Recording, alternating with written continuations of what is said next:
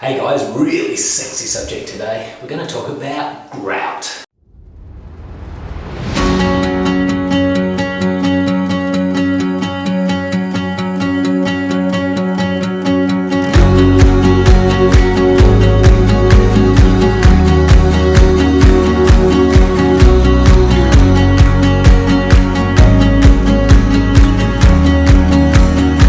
Grout's one of those things that you don't often think about when you're doing your tiling job. Now, whether that be a bathroom, a kitchen, a laundry, or even if you're tiling right through a house.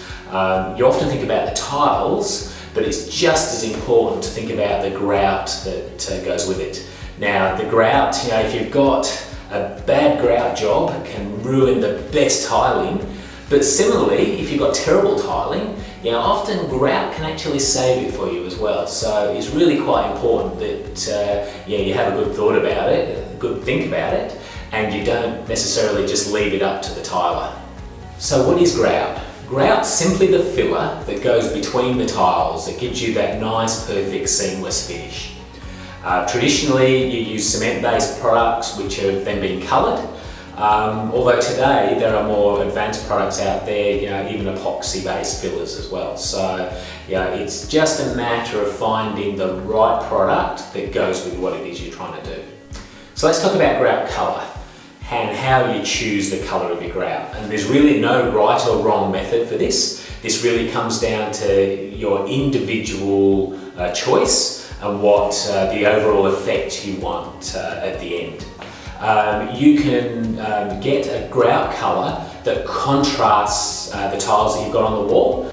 So you can get a dark coloured grout, and that will really, the grout lines will then stand out and it will really accentuate the tiles that you have on the wall, and will also, you'll really see the grout lines. Now, recently I think we've got a photo here of subways, some subway tiles that have got a black grout in, and as you can see, it really makes the tiles actually pop from the wall.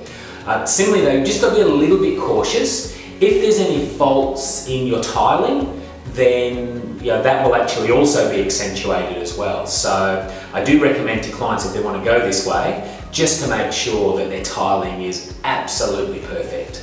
The second type of tiling, the second type of grout colour you can sort of use is something that complements the tiles. So it's not a really harsh standout making the tiles pop, but it's a little bit more softer, a little bit more subtle as a picture, and that will help just accentuate the tiles slightly, but the grout doesn't necessarily pop out as well. So it's really just about bringing and drawing people's eyes into the tiles and letting them look at that. Not quite as harsh, and it's a little bit more forgiving when you look at what the actual tile job is as well. And the third way then is really to camouflage the tiles. So you've got a bad tile job, or you want a look that is almost like a seamless wall, so you want a seamless finish. Then what you do there is you get the grout to almost match the tiles. And that way, it's really more about getting a whole seamless view, a seamless wall of tiles. And then another consideration is just the cleaning and the maintenance of the grout over a longer period of time. People steer away from white grout because they know that it'll just pick up all of the dirt, all of the muck, and it'll stain over time. So the maintenance of white is quite high. But similarly, you've just got to be careful as well, because some of the really dark grouts, especially your blacks, will sort of pick up all of the salt. So if you're in a shower, you've got a black grout over 12 months, all the soap scum and all of that will actually hook into the grout as well. And so a lot of your blacks effervesce and can actually end up coming more of a white grout.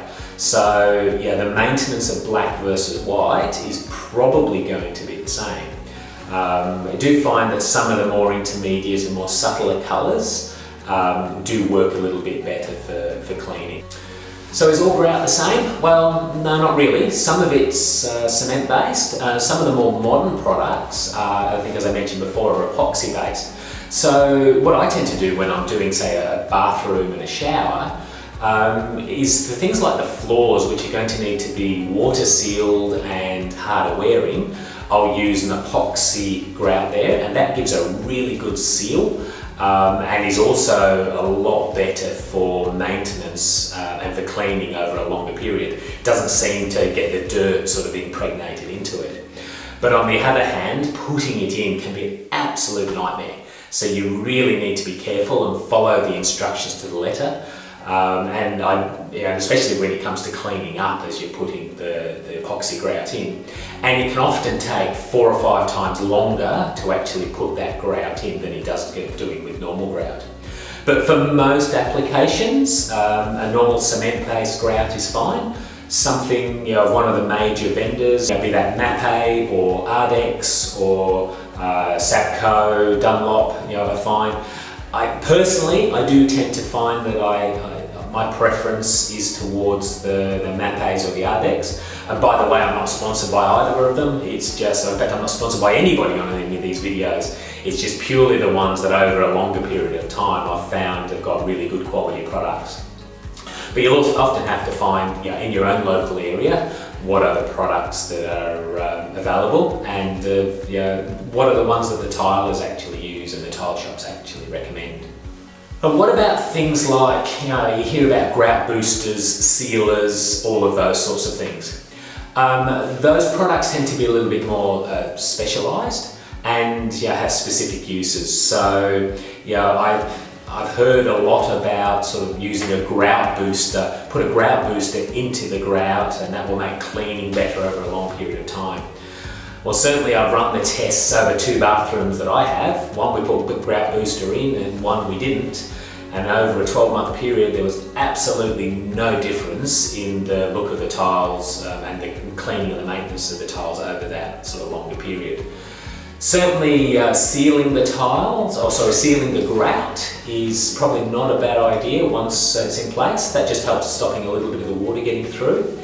And certainly if you're using more specialist tiles, maybe you've got a stone-based tile that's a little bit more porous, then certainly sealing those tiles before you then actually grout is a very good idea. But again, you start to become a little bit more specialised, and what I suggest if you're using any of the sort of natural stone-based tiles is that you certainly do your research before you go ahead and grout. And the million-dollar question, how do you clean grout? Well, I think that might be something for a future video, so stay tuned, and that's certainly one that we're going to cover because there's quite a few different options. So that's it for this video, and we'll see you on the next one. And as normal, if you like what you see, please like the video and subscribe to the channel. It really helps us out a lot. Oh, never thought that